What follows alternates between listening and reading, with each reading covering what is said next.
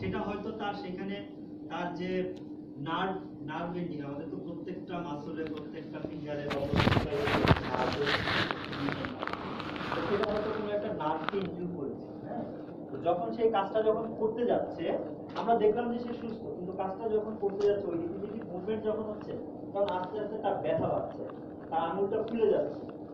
হ্যাঁ, তো সে মানে সে কাজটা করতে পারছে না ঠিক মতো।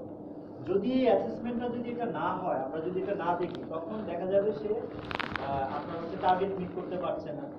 তখন এটা সম্পর্কে যদি তার ফ্লোরের সুপারভাইজার যদি আনঅ্যাওয়ার থাকে, তখন সে কি করবে? সে না জেনে তাকে একটা এক্সট্রা প্রেশার দেবে, তুমি এটা কেন পারছো না। তখন সে আরো ইয়ে হয়ে যাবে, তখন দেখা যাবে যে রেপুটেশন লস এখানে হচ্ছে, অথবা একটা অসন্তোষ তৈরি হচ্ছে। এদিকে ওয়ার্কার তখন ভাবতেছে আমি মাত্র অসুস্থ হয়ে আসছি, আমার হাতে ব্যথা, আমার আঙুল ফুলে যাচ্ছে, কেউ দেখতেছে না, অথচ আমাকে প্রেশার দিচ্ছে যে আমাকে এটা করার জন্য। তখন কি হবে? একটা অকওয়ার্ড সিচুয়েশন তৈরি হবে। এ কারণে যখন সে আসবে তখন একটা ওয়ার্ক প্লেসের একটা অ্যাসেসমেন্ট করতে হবে। ওই ব্যক্তির স্ট্যাটাস কি, তার কি প্রবলেম হচ্ছে, ওই কাজটাই দিয়ে তাকে দেখতে হবে যে কাজটা সে ঠিকভাবে পারছে কিনা। বা এখানে তখন হচ্ছে এই যে পারছে কিনা বা কতটুকু পারছে, এটার একটা অ্যাসেসমেন্ট লাগবে। এখানে তার কোনো মডিফিকেশন দরকার আছে কিনা, তাকে কোনো কাজটাকে কোনো চেঞ্জ করে দিতে হবে কিনা, কাজের মানে তাকে টার্গেট একটু কমায় দিতে হবে কিনা, তাকে গ্রাজুয়ালি আপনি সেই জায়গাটা আগের প্রোডাকশনে তার যদি নর্মাল যদি তার প্রোডাকশন যদি থাকে 100 পিস, আপনি তাকে 100 পিসে কি 2 দিন আসার সাথে সাথে আপনি 100 পিস তাকে টার্গেট দিয়ে দিবেন, নাকি আপনি 3 দিন পর তাকে সক্ষমতাটা এই জায়গাটা আপনি নিয়ে যাবেন, নাকি আপনি তাকে 8 ঘন্টায় ডিউটি করাবেন, নাকি আপনি তাকে প্রথমে 4 ঘন্টা ডিউটি দিয়ে আপনি দেখবেন যে সে কতটা কমফোর্টেবলি করতে পারছে। এই যে সিদ্ধান্তগুলো এখানে আমি বলছি না, আমি যে উদাহরণগুলো দিচ্ছি এভাবেই করা হয়। আমি বলছি যে হয়তো এরকম আরো কিছু ব্যাপার থাকতে পারে যেগুলো আপনাকে বিবেচনায় আনতে হবে।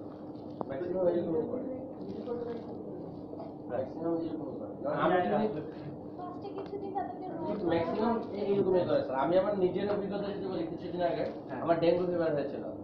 তো আমাকে অফিস থেকে ছুটি দিয়েছে, ছুটি দিয়ে দেওয়ার পর এই যে আমি জয়েন করেছি, ডক্টর আমাকে বলছে আপনাকে জয়েন করে। জয়েন করার পর আমার বস আমাকে কোনো কাজ দেয়নি, বলছে আপনি 2-3 দিন মানে রিল্যাক্সে জয়েন করুন, ঠিক আছে, ছেড়ে দিচ্ছি 3-4 ঘন্টা আগে যে আপনি কোনো প্রেশারে কাজ করেন না। তারপর 3-4 দিন ধরে আবার আগে প্রেশার শুরু হয়ে গেছে। একটা জিনিস ডক্টর আমাকে ফিট দিয়েছে, তারপর আমাকে 1 সপ্তাহ মানে প্রেশারে কাজ করি নাই। না, এক্স্যাক্টলি তাই হওয়া উচিত। কিন্তু এটা হয়তো আমরা এক্সিকিউটিভ পজিশনগুলোতে আমরা হয়তো এটা করি, আমরা ওয়ার্কার লেভেলে আমরা করতে পারি কিনা বা করি সেটাই লেভেলে যেমন আমি মার্চের দিকে করোনা এখন এবং খুব সিরিয়াস লেভেলে, যেটা এই বয়সে হয়তো আমি চিন্তাও করি না যে এতটা সিরিয়াস।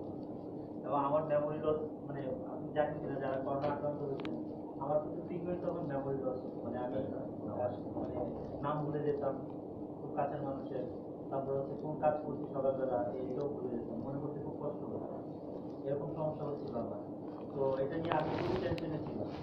তো এরকম তখন আমি যখন কাজে জয়েন করলাম, মানে আমার এই জবের কথাই বলছি, আর আমাদের কাজগুলোতে এমপ্লয়ারদের সাথে থাকে, আমাদের প্রচুর মিটিং থাকে, তারপরে প্রচুর শিডিউল থাকে।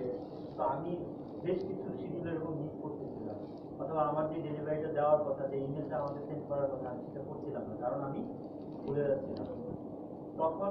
কিন্তু এটা যে আমার হচ্ছিল এটা কিন্তু আমার বস জানতো না। তো উনি এটাও বলতেছিলেন যে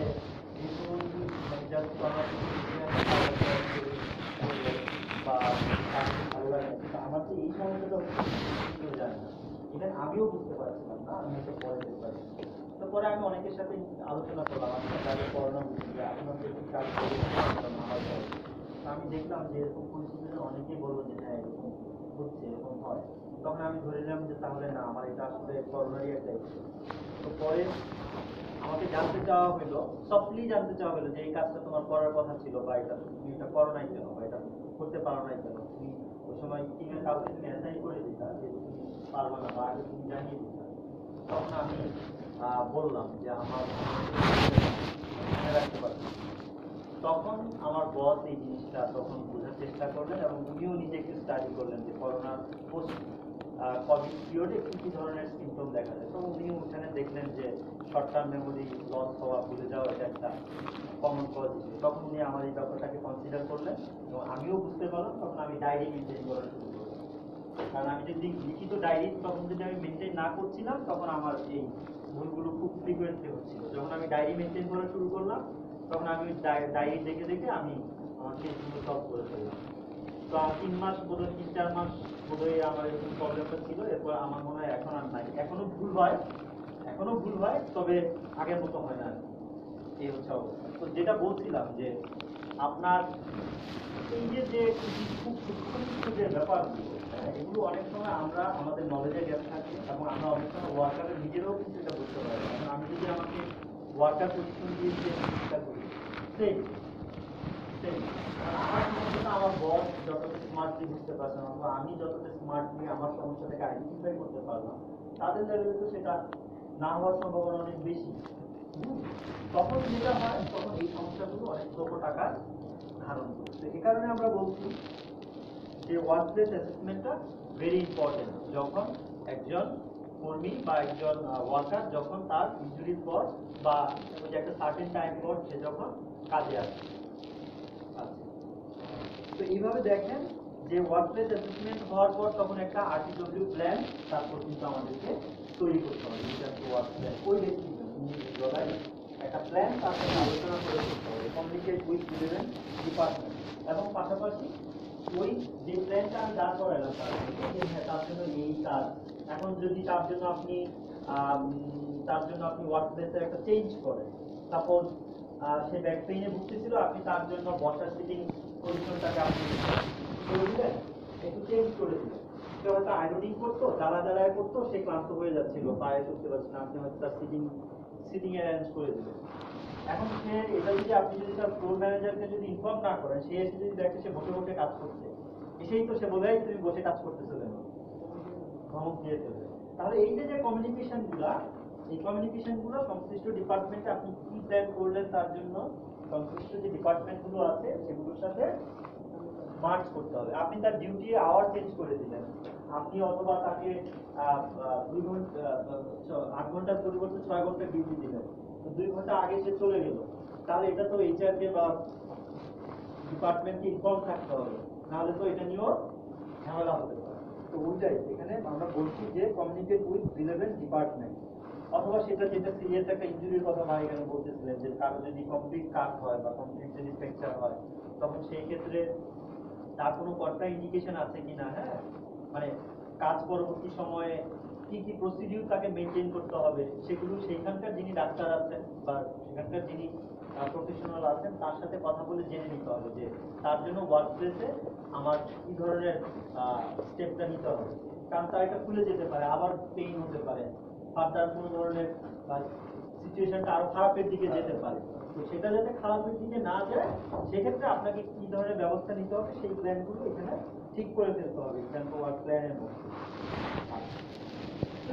এরপরে আমরা এখানে দেখেন, এখান থেকে সরাসরি রেফার করে এই রেফারেলটা দেখেন যে develop return to work plan. হ্যাঁ, এইখানে তারপরে কোথায় চলে যাচ্ছে, এখানে চলে যাচ্ছে digital community mission with job demand. এই জায়গায় চলে যাচ্ছে আবার। হ্যাঁ, তো আমরা যখন আরটিডব্লিউ প্ল্যান যখন করলাম, বিশদ অ্যাসেসমেন্ট যখন করলাম, যখন আমরা এই বিজনেসটা পাবো বা ফিজিক্যাল অ্যাবিলিটির সাথে কগনিটিভ অ্যাবিলিটির সাথে তার বর্তমানে দেওয়া যে কাজটা, তখন কিন্তু আমাদেরকে অল্টারনেটিভ কিছু ভাবতে হবে। কিরকম? সেটা হচ্ছে যে আমি তাকে কি এই জবেই দিব, নাকি আমি তার জন্য ভিন্ন জব খুঁজবো। আর আমি যদি তাকে তার এই জবেই যদি রাখি, তাহলে সেটা প্রসেসটা কি হবে। একটা হায়ারার্কি আমাদেরকে ঠিক করে নিতে হবে। হায়ারার্কি মানে যে একটা ল্যাডার, যে এটা আমি কি same job same duty hour, নাকি same job less duty hour, হ্যাঁ, নাকি ডিফারেন্ট জব সেম ডিউটি। হ্যাঁ, মানে এইভাবে আমাদেরকে ওটা আমরা ওগুলো নিয়ে পরে কথা বলবো, সেটা আমাদেরকে প্ল্যান করে নিতে হবে। এরপরে যদি আইডেন্টিফাই সুইটেবল জব যদি আমরা চিন্তা করি, তাহলে যদি কোনো মডিফিকেশন দরকার হয় সেই জবে, সেই মডিফিকেশনটা নিয়ে দেখেন ওই যে আমরা বলছি যে সিদ্ধান্ত বা একটা কাজ না যে ডায়মন্ড চিহ্ন দেওয়া হয় এখানে আমাদের রিকোয়ার মডিফিকেশন একটা মডিফিকেশনের সিদ্ধান্ত এখানে হতে পারে হয়তো লাগতে পারে এরপরে ইয়েস যদি হয় একটা কোশ্চেন যে জব মডিফিকেশন লাগবে মানে মডিফিকেশন লাগবে কিনা যদি ইয়েস হয় তাহলে জবটাকে মডিফাই করে দিতে হবে দিলাম আমি জব মডিফাই করে দিলাম সেটা হতে পারে জব আওয়ার চেঞ্জ করে হতে পারে এনভায়রনমেন্টাল মডিফিকেশন করে অথবা তাকে ডিফারেন্ট সব কাজগুলোতে এনগেজ না করে অল্প কোনো কাজে এনগেজ করে তারপরে হচ্ছে রেডি ফর আরটিডব্লিউ হ্যাঁ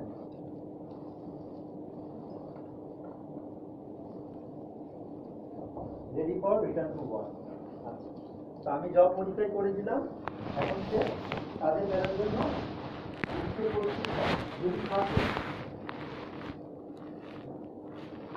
রেডি ফর আরটিডব্লিউ এটা একটা প্রশ্ন আমি প্রশ্ন করলাম সেটি এখন রিটার্ন করার জন্য সে প্রস্তুত কিনা কাজ করার জন্য সে প্রস্তুত কিনা যদি ইয়েস হয় তাহলে তাকে ন্যাচারাল যে সাপোর্টটা আছে সেই ন্যাচারাল সাপোর্টটা দিয়ে আমি তার সাথে যাব